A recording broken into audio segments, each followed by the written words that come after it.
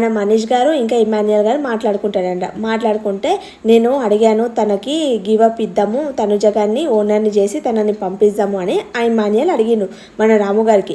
అడిగితే తననే సరే ఒప్పుకుంటారు ఫస్ట్ టైం ఒప్పుకుంటారు. తర్వాత మన రీతు వచ్చి మాట్లాడేసరికి లేదన్నా నాది ఇండివిజువల్, నేను ఆడుకుంటాను, మీ గేమ్ మీరు ఆడుకోండి అని లాస్ట్ వరకు ఉంటానన్నా అని చెప్పేసాడు. ప్లేట్ ఫిరాయిస్తాడు వీడు.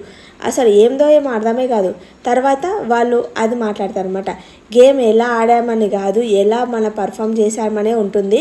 నిన్న రీతు గిట్ట మనకు చీట్ చేసింది, ఈ రోజు గిట్ట అలానే చేసింది. అయితే చాలా గట్టిగా పెట్టిందంటే మన శ్రీజ కావాలనే గొడవ పెట్టాలనే పెట్టింది తను అని అంటారు. తర్వాత నేను ఒక ఆడియన్ లాగా చెప్తున్నాను, రీతు అయితే చాలా ఫైట్ ఇచ్చిందండి, చాలా ఫైట్ ఇచ్చింది.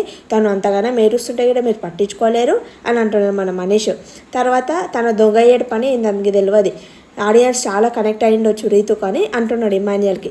తర్వాత మన తనుజ గిట చాలా ఫైట్ ఇచ్చింది, తనైతే చాలా బాగా డిఫెండ్ చేసుకుంది, చాలా బాగా ఆడింది అని అంటాడు. తర్వాత మీరెందుకు అలా చేశారు, మీ బొమ్మలని అతనికి ఎందుకు వేశారు అని అంటే లేదన్నా తను రీతు అన్నీ తీసుకుంటున్నదని నేను అలానే నించున్నాడని, పాపము అతను ఎలిమినేటెడ్ అవుతాడని నేను అతనికి కొన్ని వేసాను, తర్వాత అలానే నించునేసరికి నాకు కోపం వచ్చి అన్నీ వేసేసాను అని అంటారు.